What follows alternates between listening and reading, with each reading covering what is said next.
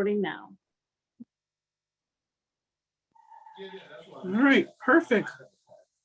Well, good evening, everyone. Hello, Donna. Hello, welcome to Hello. our March meeting.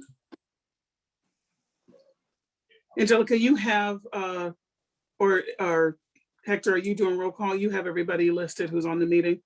You all set? Yes. Ashley, can I have your last name? She's on mute. It's Walters, spelled Walters. Excellent. Thank you. No problem. All right, And I do have everyone else on. I'm good.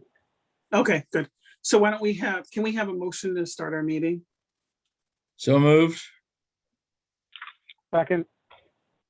All in favor? Aye. Aye. Just those two ayes?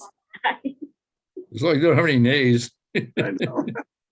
All righty, well, why don't we go ahead and get started? We already have a clear list of who's here. Angelica, can you scroll up, please? Thank you. All right, so it looks like we're at the review of minutes. I think that's where we are right now. We have two sets of minutes that we need to, because I saw you sent the December and February. Let me pull those up for you. Want to start off with the December ones? Sure, yeah, that makes sense.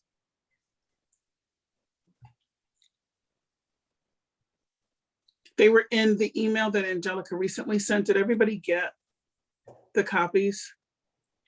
I somehow got them and then lost them, so that's all right. Okay.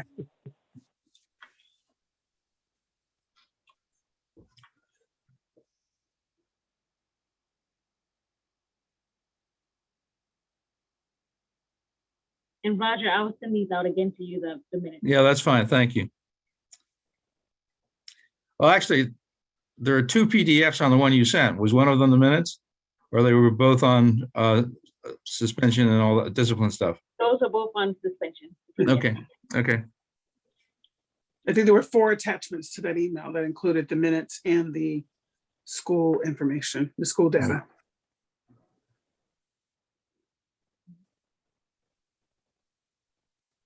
Is everybody ready for Angelica to scroll up?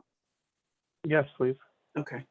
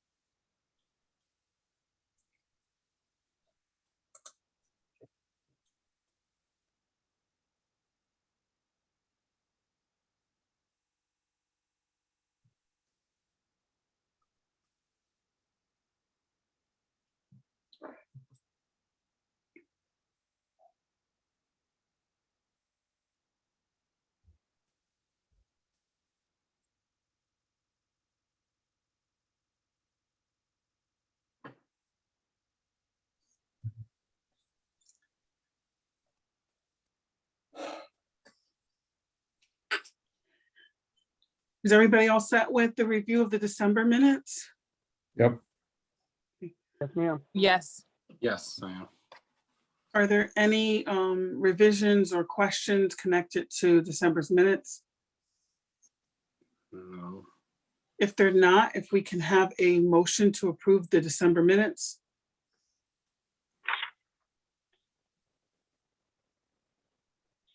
Make a motion to accept the December, 7th minutes for 2021. I'll second. Okay, all in favor? Aye. Aye. All righty, we are all set with the approval of the December minutes. Angelica, I'm assuming you're working on and getting the Yes, the February. next one.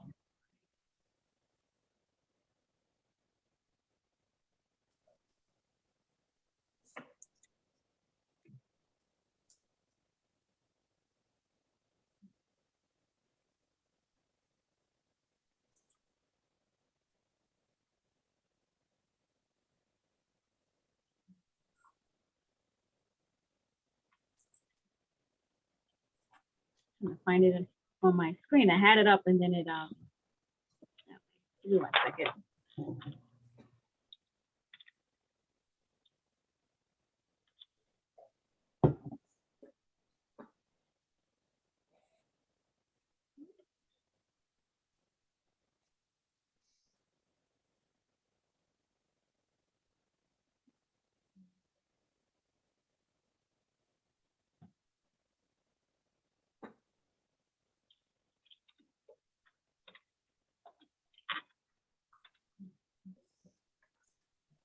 Okay.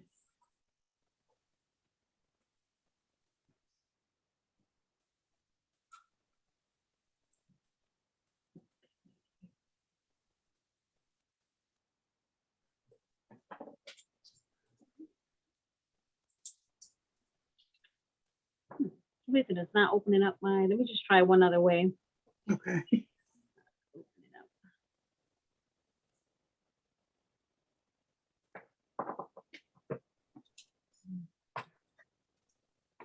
Angelica, if it doesn't work, I might be able to pull it up on my screen. Okay, let me see.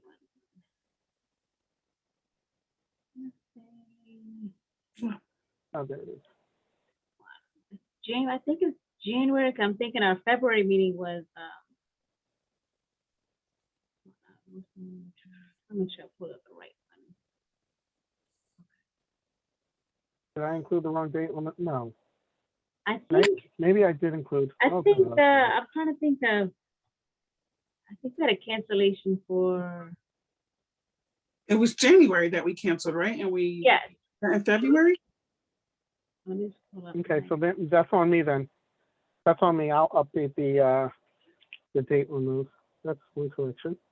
We have no complaints about our secretary, none. Thank you. Okay, so I we need just have that to removed. edit the date for this one, okay.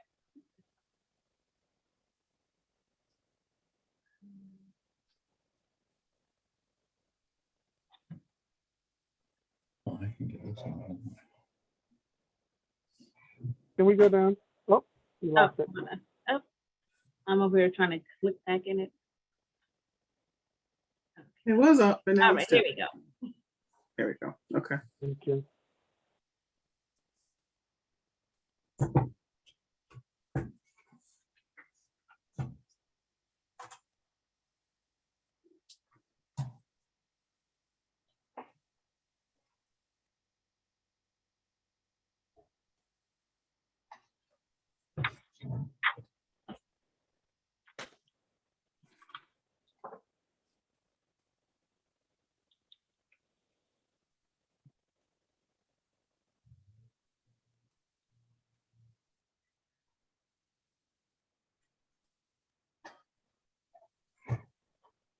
Folks, let Angelica know when you're ready for her to scroll up a little bit. Okay,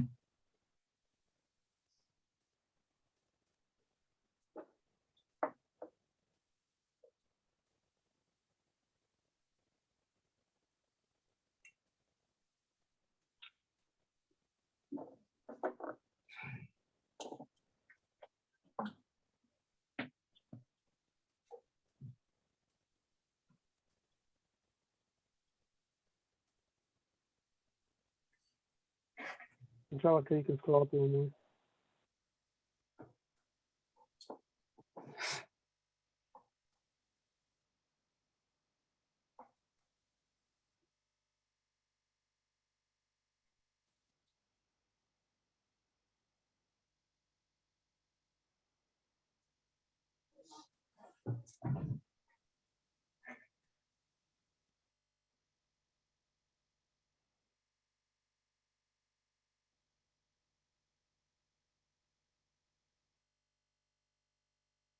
And a little more.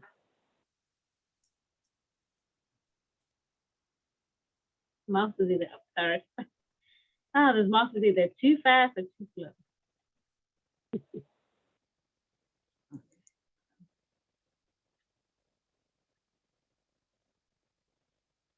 Thank you.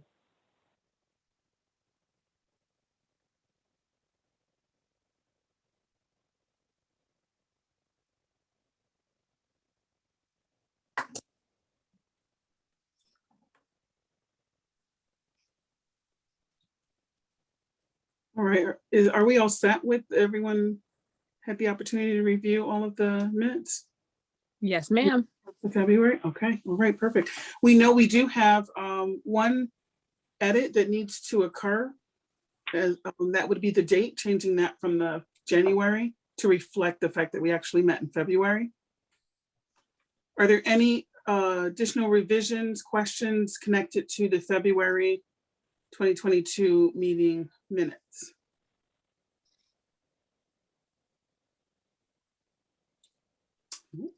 Do we have a motion to accept the February minutes?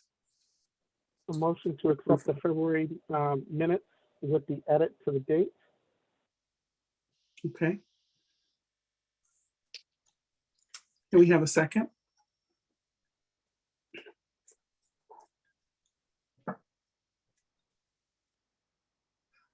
I can't second because I wasn't there, so I'll have to abstain.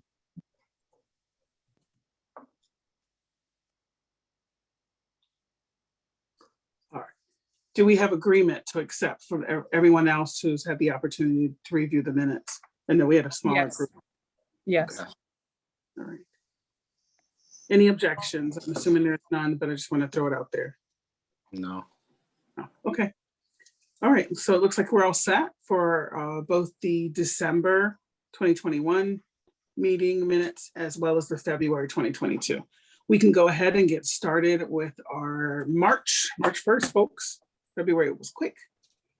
Agenda. So we will start off with old business. Angelica, is that you? Yes, so in terms, I'm gonna start with the youth services program update. I just have some highlights. Angelica, I'm sorry, before you get started, I think I saw one of my screen pop up with Arnold had joined us. Do you want to Oh, take a minute? yes. Okay. Before we move into the program updates, I do have our new staff, our youth and family worker, Arnold. He just joined us this week. So I have him on the call so he can get adjusted to what we do and learn more about what we do for this department. Arnold, you just want to say hello to everyone? Hello, everyone. How are you doing? Good. Welcome, Arnold. Glad you can join us. Thank you. Welcome. So in terms of youth service program updates, February was a busy month. We had a couple of community service projects go out. We had a gallery walk here in the building. So we had a lot of people that came through our building to see the gallery walk that the students put together for Project 330. These are bios of African Americans that had their pictures and it had their bio underneath, and we put them all around the first floor of the building. We got a lot of great feedback in terms of just having that content available, and we had seniors and youth and families and parents, a lot of people I noticed coming in just to do the walk at the bottom roof of the building and see what we have that was posted. We had over 100 different bios that we had downstairs displayed for the month of February. For the Senior Services Department, our RISE group in Project 330, I instructed them in how to make floral arrangements, and we made some florograms for the community. We did a total of 25 centerpieces from fresh flowers, and they had Valentine's Day cards that the students put some inspiring messages for the seniors. As always, that was a great success for the seniors as well. We also did a community DIY paint night. So I had paint kits distributed to the community. We distributed 27 kits that the community residents picked up, and it was basically a Black History themed sketch canvas that you can paint at your own time. So a lot of families participated in that program as well that we did. And we also did a new thing. We have a lending library box in our building. So for the month of February, I filled the library with books on African-American authors and books about Black History Month. I put in there a total of 82 books. And when I last checked, we probably had about four books left. So each week I would add new books, and it was for books for parents, youth of all ages. So everyone has something that they can pick from. Some of the topics included self-care, finance, financial literacy, mental health, historical books, fictional books. And I actually had them change the location from the leisure side front entrance to the side where the basketball and the gym is at. So that got a lot of foot traffic with families coming in for the evening programs and the night ball. And we found a new location and we got students reading books. So that's always exciting for me to see that the books are gone. And I haven't been finding them in the building, so they've been taking them home with them. So that is always a good thing to get students reading besides just doing something electronically. So I know since that was a big success, I'm trying to think of different creative ways of distributing information. Since that was a good tool, I'm thinking about possibly doing something around mental health and drug prevention, some type of kits or some type of books or something I can fill the Linden Library with, since I had such great success with the Linden Library for Black History Month. So we know that is probably going to be a staple that we'll probably continue to do as well. In terms of programs that we have for our Project 330, our leadership group, we are currently at full capacity. We have 10 students that are enrolled in the program. Currently, what we're working on is having them start on their social issue project and streamlining the best way to present that information to the community and to their peers as well.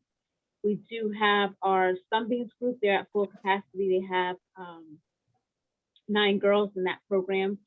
And it's been really good with the younger ones. This is our elementary grades. So we have a great turnout for that group. They've done some highlights of some self-care activities, and they've done a paint night that they did last week as well.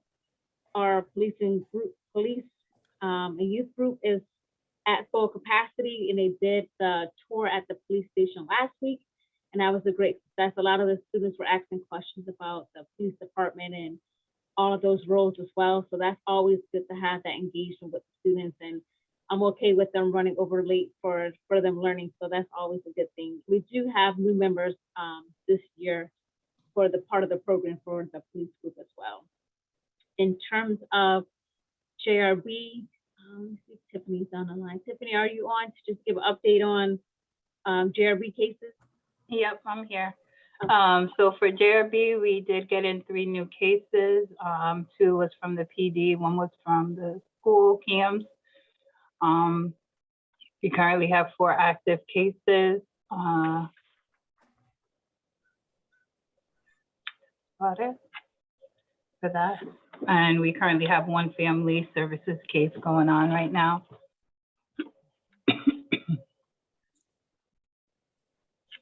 In terms of programs, we are working on developing some new programs that we're going to be putting out for the spring as well. But in terms of updates, does anyone have any questions or need more elaboration on any of the community events or current programs that we have going on right now?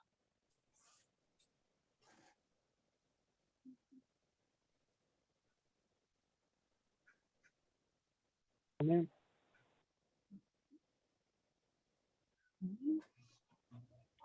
Do you want me to move on to the staffing updates? Yes, please. Okay. So for staffing updates, we had our youth and family worker position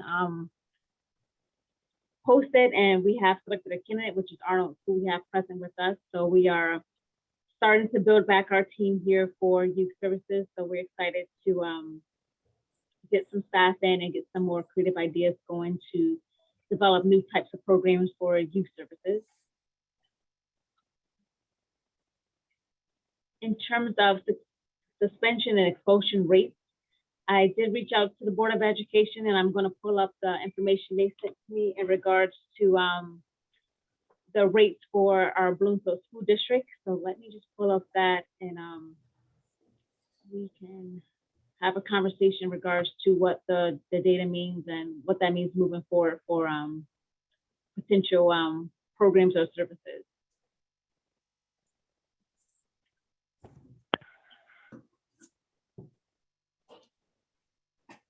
This will not look fine.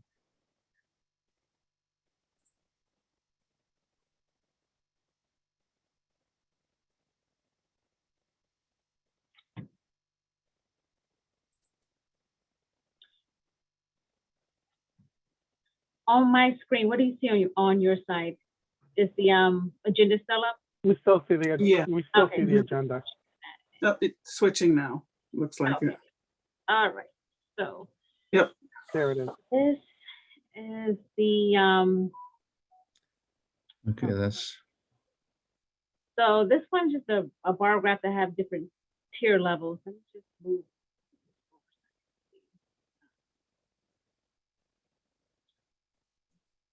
Okay, so the color coded has 4 different tiers. The 4th tier, consistently high suspension rates. Overly Black or Hispanic suspension rates, which is greater or equal to 15% in 15 years. So we find Bloomfield. Yeah. So we are in tier 2 from 2016 to 2019, which has consistently medium, disproportionately not in tiers 4 and 3. Okay, so let me give you some other data. So it looks like we're in the tier 2 level, and then it went to a lower rate. I'm assuming this might be due towards the virtual learning in 2020, 2021. When I click Yeah, over, that doesn't shock me. yeah. Do you see They this weren't in next school tab, which anyway, so. has a whole bunch of numbers on it? Yes, we see it. Okay, so I'm trying to move my screen so I can see that.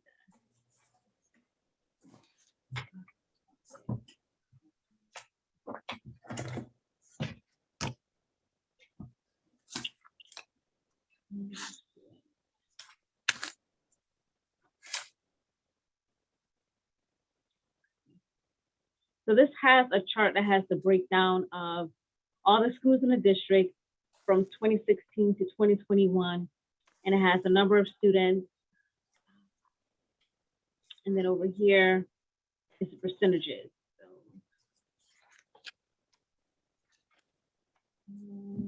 for Bloomfield High School, it looks like percentages have been going down since 2016. They were 107, and it went down to 75.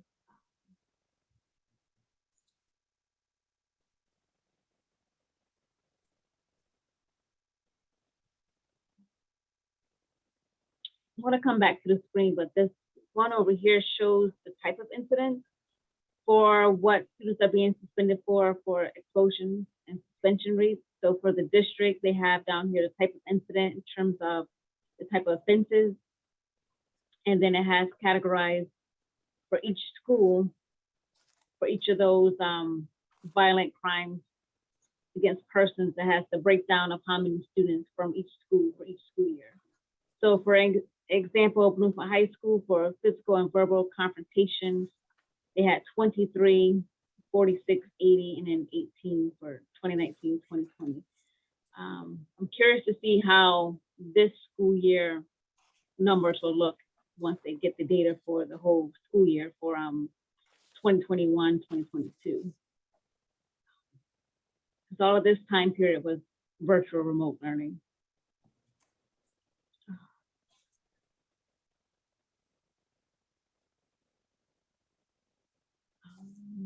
Next one, they have CASE, which is the fifth and sixth grade. So for that grade, it seems like a lot of fighting and battery and school and policy violations.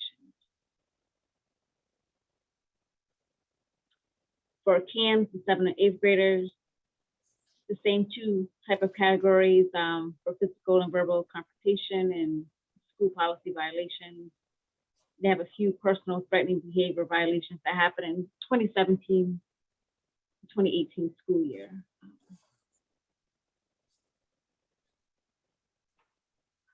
GYMS is another school in our district.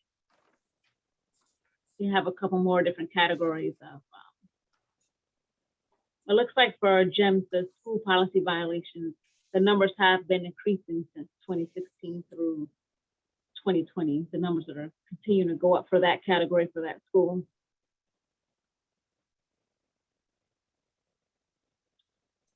Rural school, physical and verbal confrontation. Those numbers have been going down a little bit from 2016.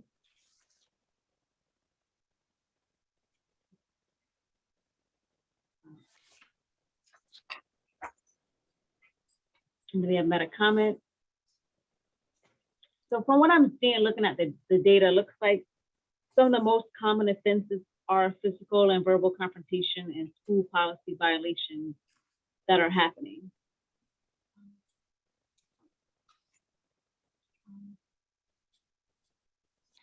The other one, Roger, I know you wanted to know something for students with disabilities. This gave a breakdown of ethnicity and race and student with disabilities, the numbers. It just gave the data numbers behind students with disabilities being suspended Right. for the district. It's a lot of data to try to read through. I just received this yesterday, so I was trying to get a sense of what are the main trends that they were looking for in terms of capturing the data and making sense of what.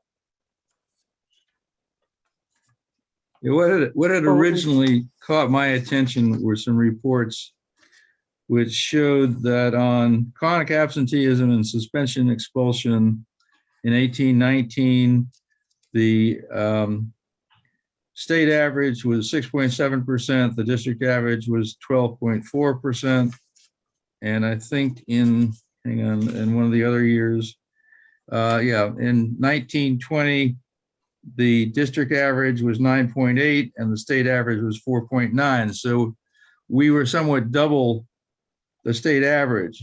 When you start to look at those tiers, I'm not quite sure how they're determined to put you on a 1, 2, 3, or 4. I mean, looking at ourselves as a tier 2 doesn't look that bad.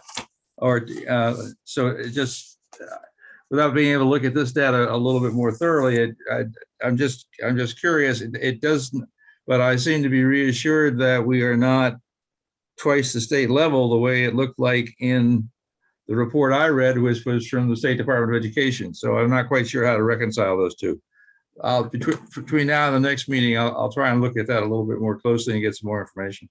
Okay, and I can also to reach out to the board to kind of get some more clarification around if there's some questions that pop up, I'll kind of ask them to kind of explain certain levels a little bit more and kind of give some more guidance around the tier level, because this is new information to me in terms of accessing this data and understanding it to making for it to make sense. Do we So know? Angelica, I'm sorry, go ahead, Roger. Do we know what percentage of the students in Bloomfield schools are kids with special education needs, or under this label, students with disabilities? I'm not sure. I'm sure that that's a question that can be answered. I don't think that one is on that report. That is a question, Angelica, that you can ask to Wendy. Okay. She would have that answer for you. So Roger, if you wanted to just email me your question and I can follow up with Okay. Yeah. Fine, thank you. Okay. So Angelica, this is Hector. I'm sorry. I just have a couple of quick observations that I kind of jotted down. So if you don't mind, just indulge me for a moment. Can we go to the discipline tiers results page? Mm-hmm. As we kind of look through 2019 and 20, and then 20 and 21, I think it's important to realize too that those aren't full years. 2020 and 2021, all the kids were remote, right? So Right. That's a full year, everybody's out. 2019, 2020, it's important to keep in mind that the students were actually out, I want to say in either early or mid-April. So, as you look at Bloomfield, So they were out and you March see tier 16th. 2. Thank you. So You're welcome. there you go. I mean, it's not a full year, right? So tier 2, I'm still trying to understand, or I guess get my hands around the tiering and all the definitions and how we look at it. So, but I think it's important to realize that they were tier 1 because they weren't full years, right? It is very possible that would have switched them to tier 2 if they had had a full year in school. Can we go to the suspension rates for a minute? Same kind of thing as you look at, and bear with me here because I'm pulling it up on my screen as well. As you look at Bloomfield High School, I think there's some things that stood out for me. I wouldn't necessarily say it was a decline, solely because as you look at 107, 106, 105, I think those, percentage-wise, it isn't necessarily material. And then as you see 2019, 2020, again, remember, not a full year. They were out in March, mid-March, and you had 75 up until that point. Probably a majority of them with the students being in school. So that's, one thing to kind of take away from that. as we go further down, you start looking at a couple, some other things too. Carmen A race, Carmen intermediate. I think those numbers are deceiving as well. 18, 21, 38, 28 for a year that wasn't a full year. I see that as being a number that was either going to be consistent with the year prior or even higher. And the same thing with Carmen A race middle school, 38, 60, 55, and then 44. I think it was more than likely that that number probably would have been somewhere between 60 and 44. So again, relatively immaterial when you're looking at the number going up and down only by a few on that piece there. The other thing that kind of stood out for me, and this was kind of interesting, was the relative percentage based on Black or African American, and then Hispanic or Latino. 33, if you see the number, maybe 165 versus 33, but what I thought was really interesting as a percentage-wise, the Hispanic population in Bloomfield is only less than 6%. The fact that that number is somewhere around 11% kind of, it bothers me a little. So I think that's important to kind of realize there. That's something that kind of, maybe we should ask a little bit more and look a little bit further into. And are you saying that seems too, I'm so sorry, I'm just trying to jump in. It's okay, by all means. The kids are being quiet. Does that mean that number seems too high for you or too low for you? Not at all. I think it's important to realize that number in itself, you might just look at seats and say 165 versus 33 is insignificant, right? We are primarily a Black or African American town. So 165 versus 33 doesn't necessarily shock you. What I think is important to realize is not necessarily the number, but the percentage as it's based in there, right? 6% of the town is Hispanic, yet 11% of the incidents are from a Hispanic or Latino race. So I think it's important to focus in on the percentage and not necessarily the number versus Black or African American. Does that make sense, Ms. Jones? Yep, that makes a lot of sense. So the thing that I was going to add was that, like I said, I learn something new every day.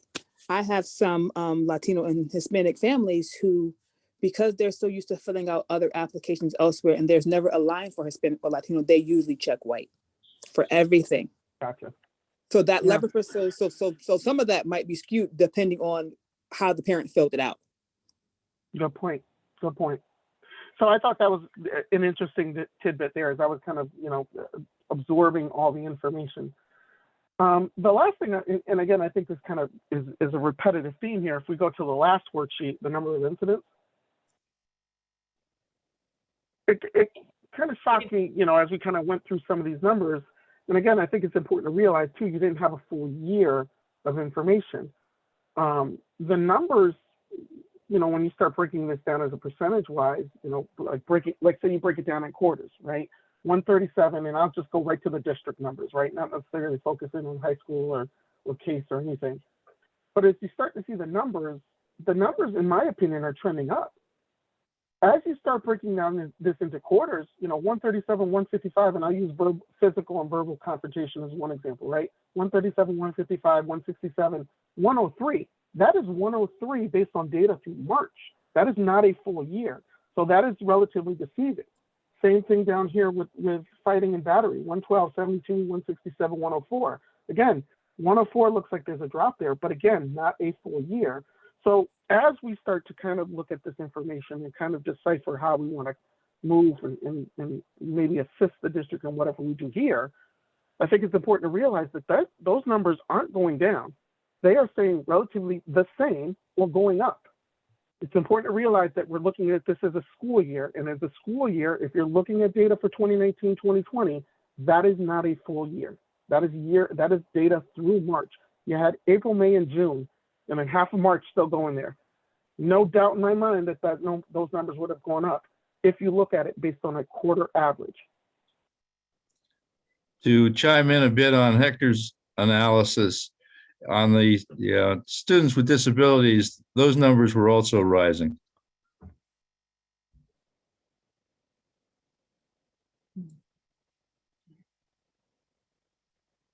So how, Roger, this is awesome that we got something, right?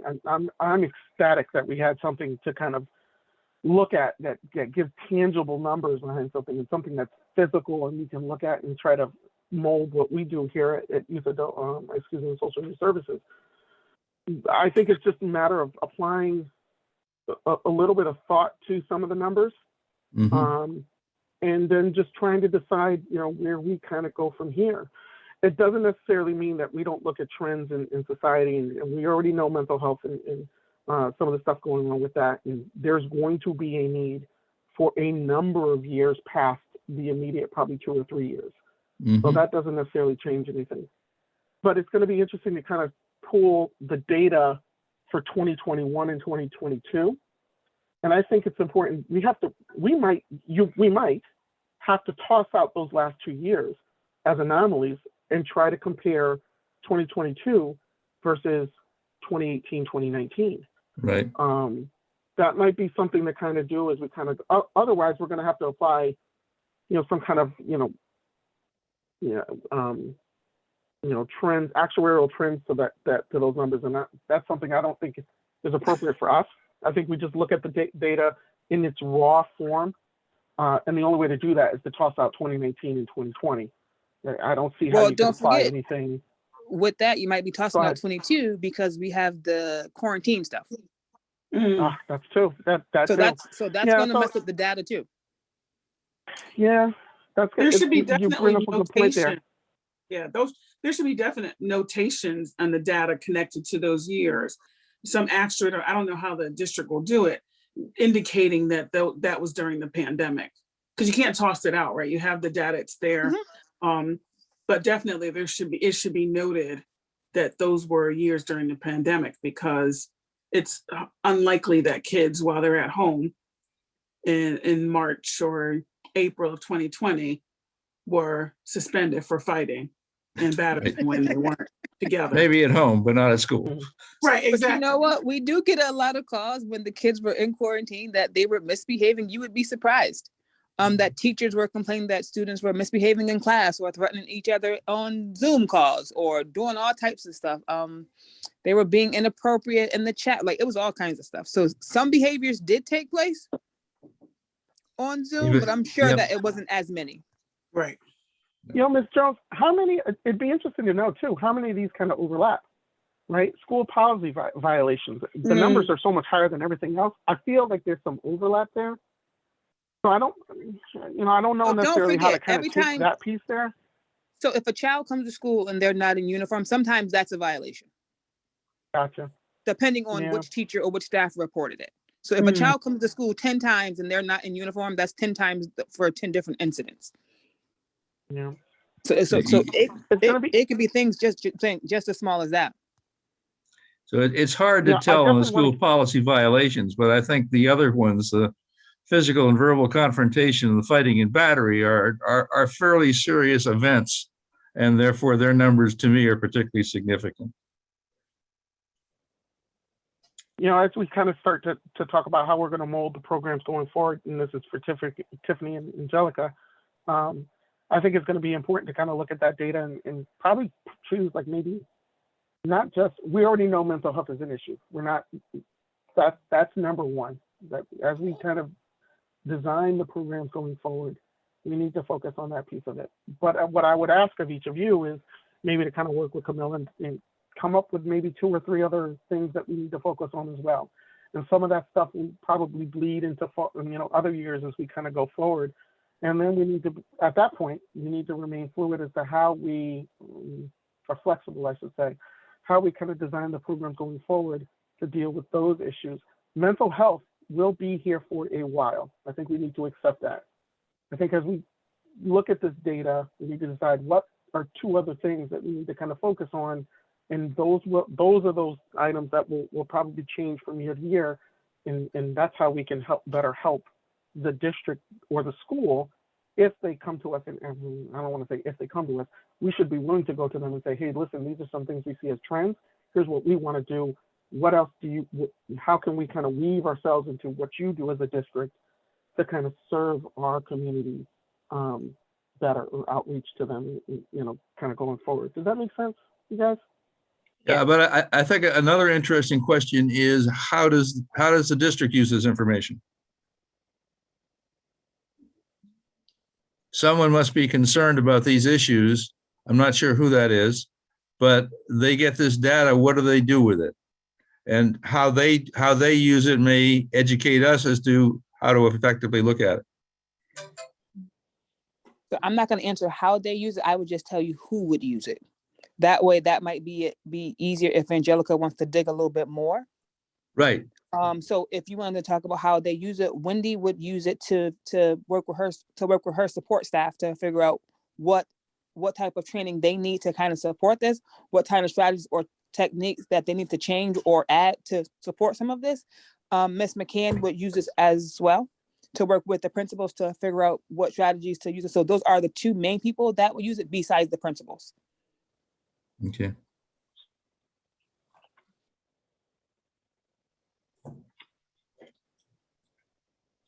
I'm good. At this point, I just need, I do want more time with this, at least on my end. I'm kind of with Roger on that one. I really want to focus in on this discipline tiers results worksheet. I'm still trying to figure out, I guess, the definition of some of this stuff because, they refer back to the Black and Hispanic suspension rates in there have something to do with the numbers in there, right? As I start to look at 2020 and 2021, some of the, I laugh here because some of the numbers that are in tier 3 are schools that are traditionally white towns. And I hate to say it that way, but the data is in front of you, right? Granby, Avon, Simsbury, Greenwich, Norwalk, well, maybe not so much Norwalk, but you get where I'm going with this, right? These are towns that are traditionally non-Black or Hispanic towns, but yet they're in tier 3. So I need to sit on it a little bit more to see if I fully understand what is truly being expressed here.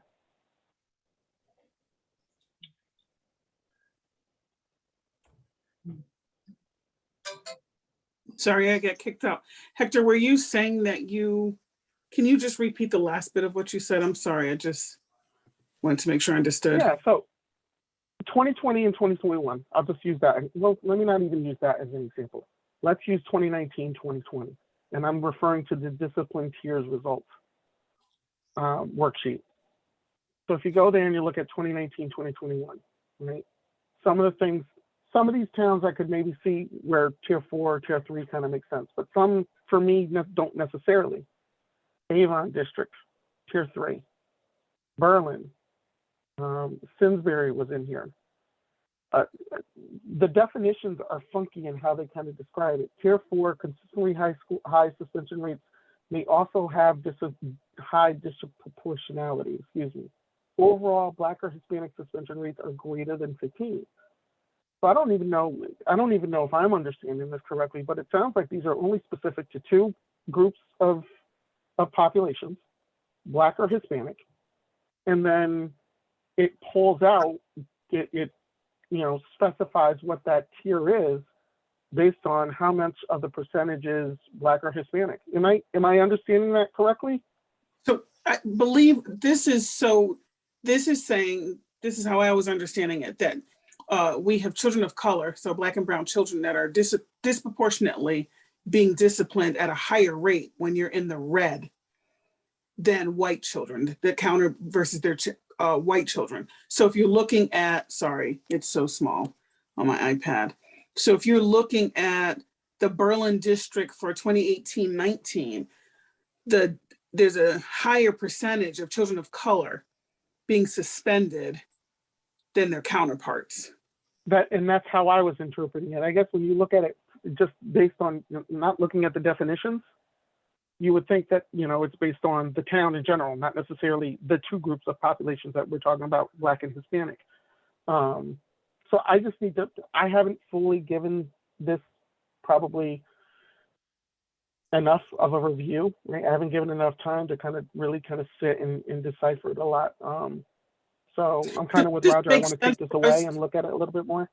Does it make sense for us to ask Angela to add it to, we can add it to our next month's agenda so that we can have, I think so. It'll give people the opportunity to review it and we can have a more fluid discussion around our thoughts connected to or additional questions that we have.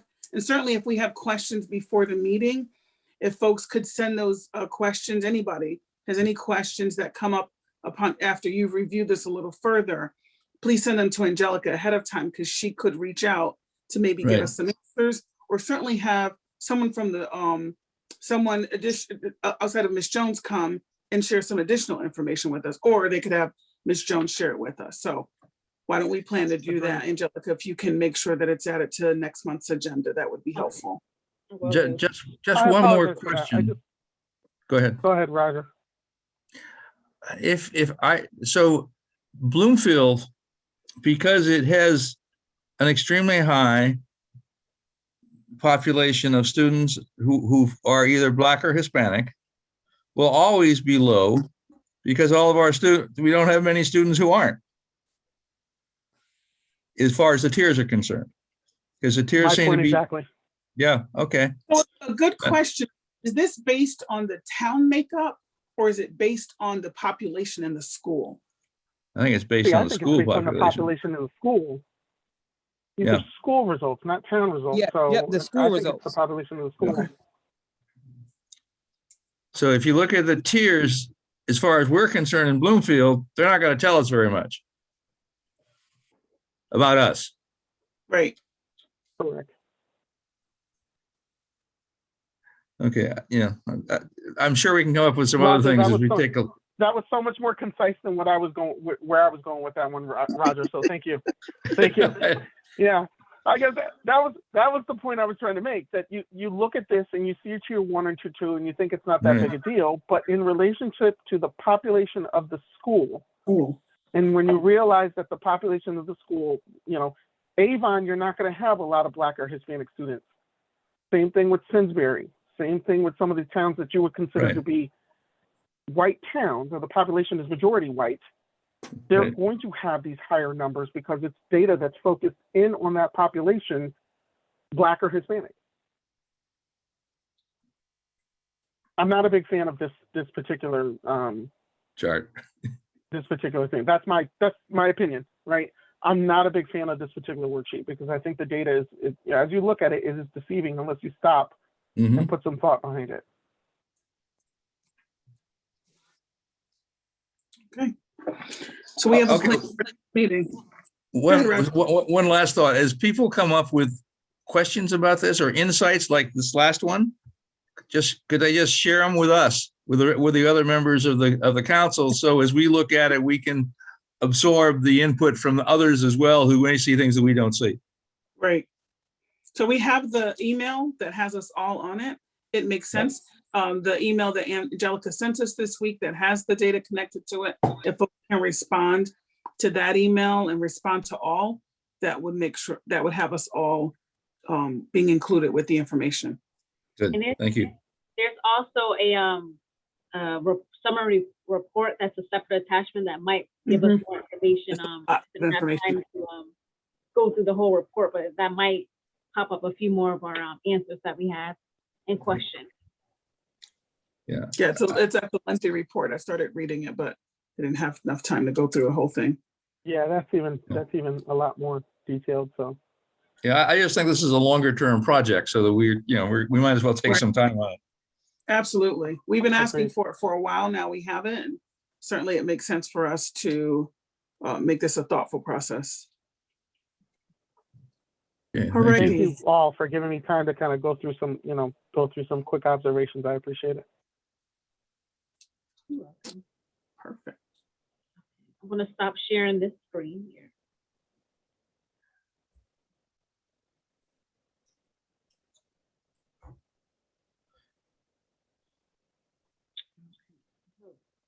Okay. I have noted that I'm going to add this to the agenda item for next month.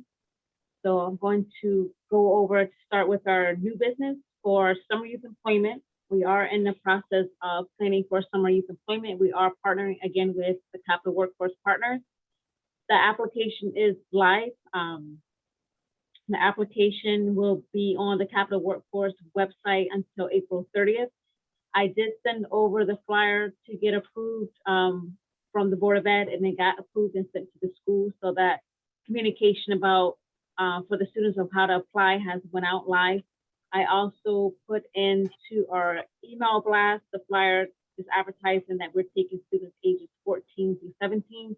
Like last year, we have our 2 different tiers. Tier 2 are 14 and 15-year-olds with the Job Ready Instructional Learning Program, and then our 16 and 17-year-olds that will be placed at actual work sites in town. As I mentioned before, we did partner with the Bloomfield Chamber of Commerce to try to get some local businesses to become our work sites. So I did send out a survey. I have until March 4th to hear back from different town departments and local businesses if they're interested in participating in the program. This will give me a sense of how many students I'm able to fill within these work sites based on how many departments are able to take on kids. I will be actually reaching out to our past participants to just give them a call too, to say, you know, are you interested in the program, and make sure they got the email and documents to get back to me for that piece. We did also receive confirmation of our renewal for the grant. So we have anticipated 22 slots that we're able to fill for the Summer Youth program. We have 10 for the tier 2, the 14 to 15-year-olds, and 10 students for tier 3, and they have allocated 2 slots for DCF. I will reach out to them to find out how they broke down the different slots. I know last year it was done differently in terms of how many DCF slots we had, and then how many were based on youth with disabilities. So I have to find out how they determine the funding. Sometimes they are able to give us more slots based on how much funds they get. We will know by June 30th the full amount that we have officially received once they receive all of their funding, and it has been allocated to all of the different towns for the program. I'm also working on having them put the notification for the program on our electronic signboards in town. I haven't been outside the building to see if it's up yet, but I did have that notification to have that sent out. So we're spreading the message to get the word out. In terms of DCF, Donna, this is a question for you. What would be the best route? Do you want me to send you directly the flyer with the application link to send out to DCF workers in terms of if they have any students on their caseload that are in Bloomfield that will be eligible to apply for summer employment? Angelica, are you asking to send it to me? Yes, do you want me to send it to you? I'm just trying to think of the best way to get this out early, because it usually takes a while to get the information that they're requesting for the application. Can you send it to my work email and I'll forward it to both of the offices in Region 4 in our region? I'm currently in Hartford now, but I'm still connected to both of the managers that oversee our adolescent division. So we can get it, actually get it sent out to the whole office, but I'll send it directly to those managers, asking them to please prioritize this and add it as a portion of discussion with their meetings so that they can look to recruit youth in this area. Okay, because I know last year I also had the option if we filled our slots. I know Hartford, they still had a lot of DCF slots to fill too. So that way, if they have an application in, I could say, hey, I have this many students. Can you please make sure they at least get connected towards a different agency? The DCF is always, you know, first top priority, and then everyone else after that piece. So for summer youth employment for the work sites, I am excited. I hope we get some new work sites that can be involved with the program. So the whole goal is to help expand students' exposure to different types of career opportunities. So I'm really hoping that we can get a lot of work sites so we can get kids going. The ultimate goal is to expand this so we can get more and more kids actually employed for the work site piece. But building those connections and keeping the program going is one of my important parts right here. Let's see if I have. Does anyone have any questions on summer youth employment? No, ma'am.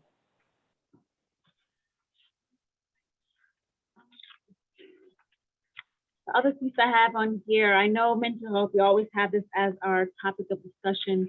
I did find a movie series from IndieFlix. They have a different set of series movies that can be screened as community events and they can give us access to the movie screening for a couple of weeks. One of the topics I was looking for, they have a video that talks about social media and the role that technology plays in our lives. I was thinking about screening that as a community event type screening. I will also, I didn't get a chance to talk to Ms. Jones about figuring out how to make this something that we can partner with the schools and making like a community event. So it's the social media one, because I know that's a big issue with a lot of the students still. And then there is one on anxiety and building mental health support programs to raise awareness around anxiety. The title of that meeting is Inc. They are also offering us to get the ability to view the movies before purchasing. So if Ms. Jones, if that's something you wanted to look into, I can give a date and she can give us at least 2-day access to screen it to see if this is something we want to have the school participate in or just offer as a community event and have a Zoom that we live screen the video and have some dialogue around the conversation of topics. I am interested in that partnership. Okay. Great.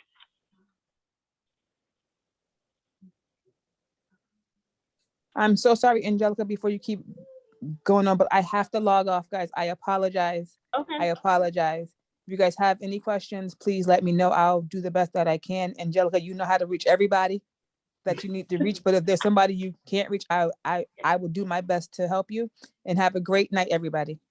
All right. You too, Ms. Thank you. Jones. Thank Thank you, Ms. you. Jones. Bye. Angelica, She had as a it little relates Flourish to, that she left the call. can you guys hear me? I keep on getting Yes. kicked out of the meeting. Yes, You I can can. hear you. Okay, so our Okay. our minutes from last month, we had a couple of items that were tabled that we would bring to this month's meeting. And I don't want to lose sight of those because they are noted in the minutes from last month. One is related to having a town council member Right. Oh, yeah. added, appointed to this group. And the other one, which I think we'll have to table the second one again, is a second note taker or a backup note taker. But we have to work on recruitment in order to get another note taker. But I didn't want for us to have a whole meeting and not have the discussion on items that we tabled until this meeting. So is there an update? If I recall, I'm sorry, Donna, I just Go ahead. on the note taker piece, if I recall, Camilla did ask that, if anyone was interested, that they reach out to her, Right. they didn't have to be put on the spot, right? So I don't know if we Yep. necessarily need to table that one, but, we should definitely discuss it at least amongst ourselves. So I don't know if we necessarily need to address that here. I think Camilla took care of that in the last meeting. Okay. But she said to table it to this one, so not sure if, Angelica, if there was an update from Camilla on anyone expressing an No, interest? I haven't received the updates in regards to the minutes. So I guess it's a matter of figuring out if there's anyone that's able to take the minutes and do a rotating schedule for the next couple of meetings. We just Yep. have only a few meetings. We have April, May, and like 3 meetings left. Yep. April, May. I will follow up with Camilla. She was out of the office today, so I will Okay. ask. Yeah, I was going to say, we can follow up offline on that one. Sure. Yep. I would just like to say that it's become a frustrating topic for me personally, right? To us to have finished. We now have our appointed folks for town council. We've been waiting for an extended period of time, years, right? But now we said we wait until we had this last round of elections to have a town council member appointed to this group. And it doesn't seem to be a priority when it's in our bylaws and it makes sense for it to happen. And so I'm just expressing my frustration on record again around us not having someone appointed here. This council doesn't seem to have the respect or the importance from the council why no one, that's my personal perspective, why no one's been appointed yet. It's really important. Donna, The work that we do here. I would echo that, Donna. That's not just you. I would echo that. We take our responsibilities really seriously. We just had a really lengthy discussion on how we can partner with the school district. We continue to do that. There's a missing piece to that, and that is having someone appointed to this board. Hector and I won't be here for forever.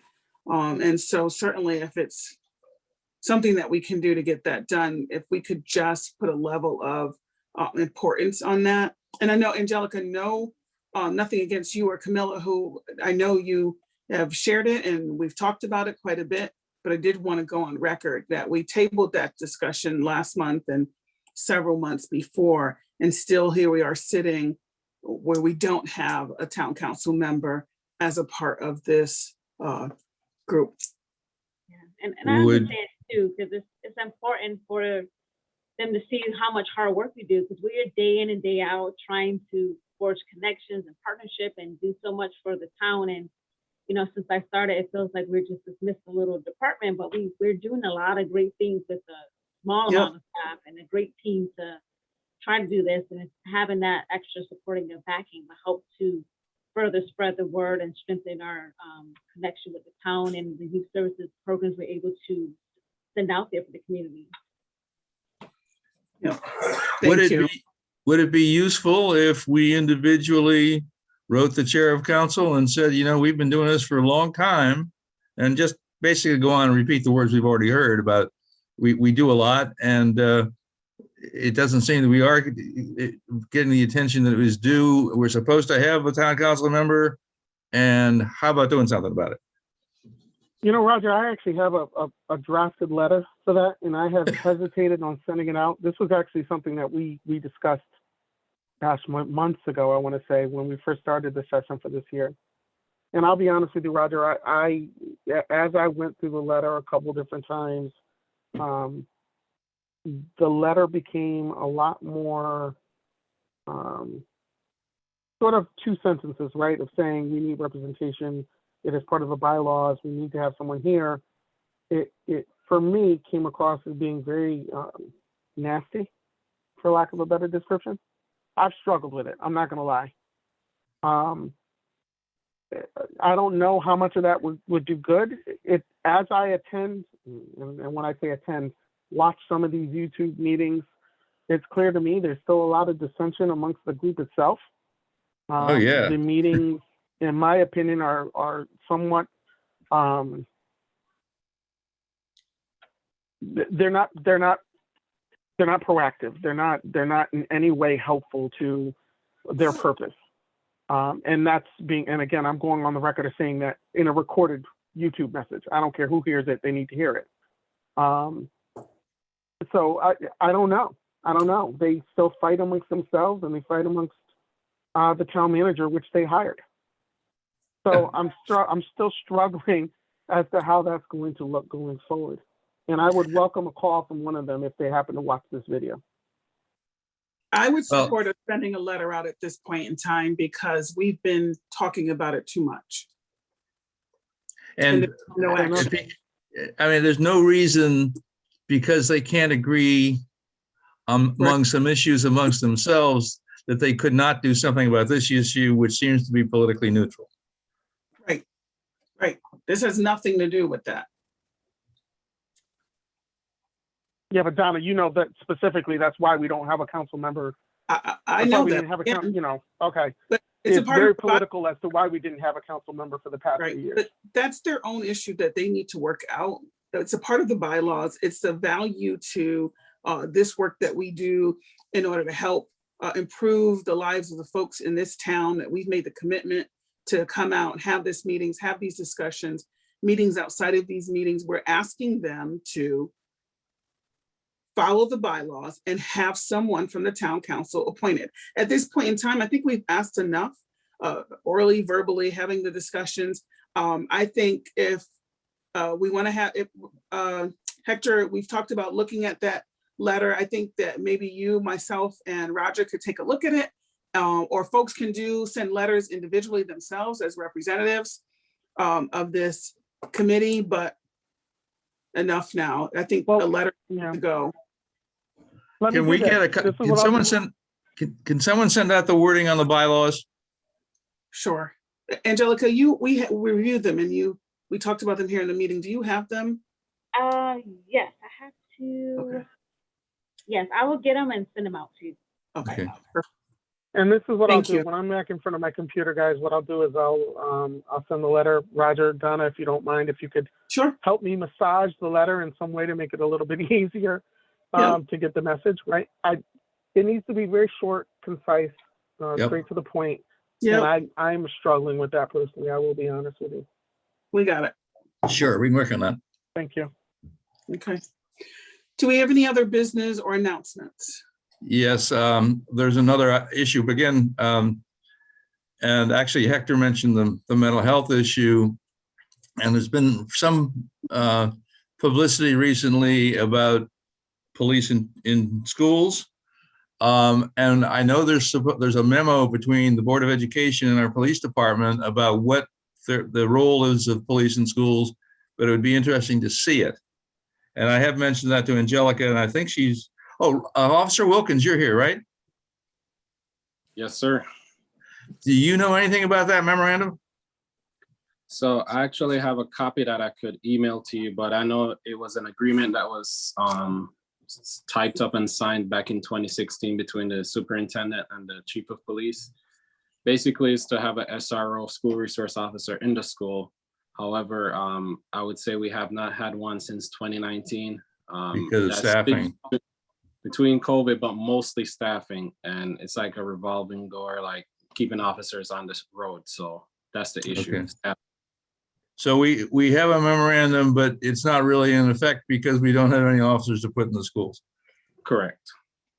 Is there any problem in just letting us see the memorandum anyway? I don't have access to it now. I could send it to you later on. Oh, sure. I mean, whenever. Yeah. I'd assume it was public information. So it is. Yes. So I Okay. can send it to you tonight. Okay, great. Thank you. Yep, no Could you problem. send me a copy too, as well? Sure. No problem.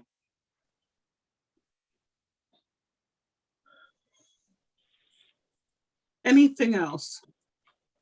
Thank you, Robert. Donna, I'm Mhm. sorry, just a quick thing. And Angelica, this is more for you probably. Do we know if we have any, like a Ukrainian family or community of any point. sort in the town? I just want to make sure that if we do, that we reach out to them, offer any services that we might be able to offer through social news services. I think it's important at this time that we don't take that for granted. I'm not sure. I can try to see if I can pull up any statistics if they have any updated for our census for the town of Bloomfield. That's a nice thought. Yeah. I do have one other announcement. There is a workshop for Connecticut Youth Trends on substance abuse. There was a presenter from Connecticut Youth Services Prevention. I actually asked them if they can partner with us to do one of the workshops for us, for the community. Let me see if I can pull up that flyer to share. That is going to be on March 10th. It's a Zoom from 6 to 7:30.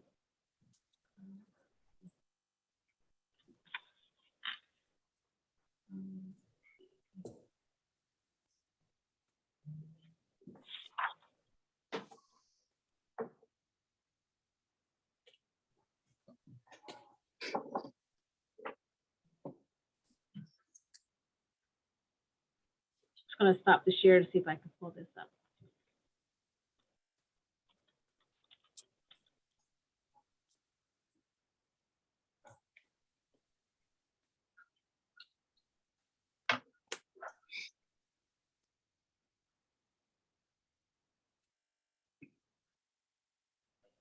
Okay. There it is. Okay, so this is current trends in youth substance abuse. This topic is about keeping youth safe from drugs and alcohol. So the content goes over substance abuse, and they also go into content on vaping, marijuana use, and other different substances that youth can be exposed to, and have meaningful conversations on how to talk to young people in regards to staying safe and staying drug free. So they actually partner with us, the Governor's Prevention Partnership. And they're actually the ones that are, the training link is directly onto their website. So participants just register through online, and we're gonna have the Zoom meeting on the 10th from 6 to 7:30. I will also send this one out to everyone in case you're able to log in to just check it out. They are the ones that's gonna facilitate the whole conversation. We're just hosting something specifically for Bloomfield residents. Nice.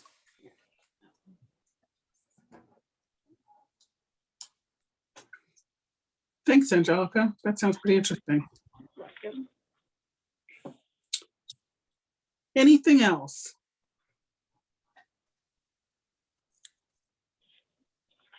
No, well, it sounds like we have addressed everything in our agenda today. Do we have a motion to adjourn the meeting since we don't have any questions or additional information? So moved. I second. Second. Everybody in favor to wrap it up?